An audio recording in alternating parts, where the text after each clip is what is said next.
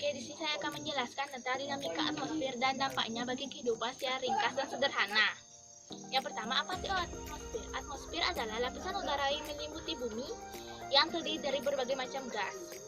Apa saja sih lapisan atmosfer itu? Lapisan atmosfer terdiri dari nitrogen, oksigen, argon, karbon dioksida, dan unsur-unsur lain seperti neon, helium, ozon, hidrogen, kripton, metana, dan xenon.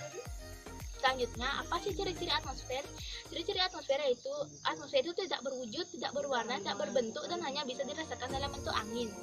Atmosfer itu memiliki berat sehingga dapat menyebabkan tekanan.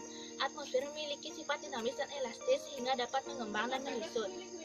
Atmosfer itu tembus pandang terhadap segala jenis radiasi. Oke, selanjutnya lapisan-lapisan apa saja yang ada di atmosfer? Yang pertama ada troposfer. Troposfer merupakan lapisan terbawah yang didominasi oleh nitrogen dan oksigen. Di troposfer merupakan satu-satunya lapisan yang mengandung air. Di troposfer pula terjadi perubahan cuaca. Bagian lapisan atau nama lapisan antara troposfer dengan di atasnya disebut tropopause. Yang selanjutnya ada stratosfer. Stratosfer adalah satu-satunya lapisan yang mengandung gas ozon. Lapisan ini juga lapisan inversi, yaitu semakin tinggi tempat suhu udara meningkat. Lapisan ini mengandung bahan sulfat yang dapat menyebabkan hujan. Bagian antara stratosfer dengan yang di atasnya disebut stratopause.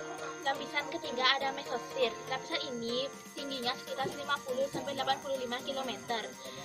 Semakin tinggi tempat, maka suhu udara pun semakin rendah. Di mesosfer juga terjadi pembakaran meteor sehingga melindungi bumi dari hujan meteor. Bagian antara mesosfer dengan lapisan di atasnya disebut mesopause. Yang keempat ada ionosfer. Ionosfer adalah lapisan yang sangat panas sehingga bisa disebut juga termosfer. Tempat terjadinya ionisasi atom-atom dan udara. Di ionosfer juga menghantarkan gelombang radio. Ionosfer juga merupakan tempat terjadinya aurora. Batas antara ionosfer atau termosfer dengan bagian di atasnya disebut termopause. Yang terakhir ada eksosfer. Eksosfer merupakan bagian terluar dari susunan lapisan atmosfer. Di eksosfer kandungan gas yang utama adalah hidrogen. Di eksosfer juga tempat terjadinya peluncuran satelit. Oke, selanjutnya ada manfaat dari atmosfer. Troposfer yaitu bermanfaat sebagai tempat perubahan cuaca dan tempat majunya pesawat terbang atau pesawat komersil.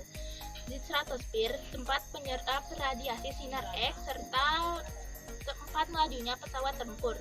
Di mesosfer, ada tempat melindungi dari hujan meteor yang terjadi pembakaran meteor. Termosfer menghantarkan gelombang radio. Yang terakhir eksosfer bermanfaat sebagai pengorbitan satelit. Sedikit saya jelaskan mengenai gejala optik yang ada di atmosfer. Gejala optik yang ada disebut pelangi. Pelangi adalah pembiasaan cahaya melalui titik-titik air hujan. Halo adalah lingkaran sinar putih yang mengelilingi bulan atau matahari. Sandikala adalah cahaya merah atau jingga yang muncul di langit pada sore hari menjelang petang. Fata Morgana merupakan ilusi optik dan pembiasan cahaya. Oke, sekian dari saya. Semoga bermanfaat. Terima kasih.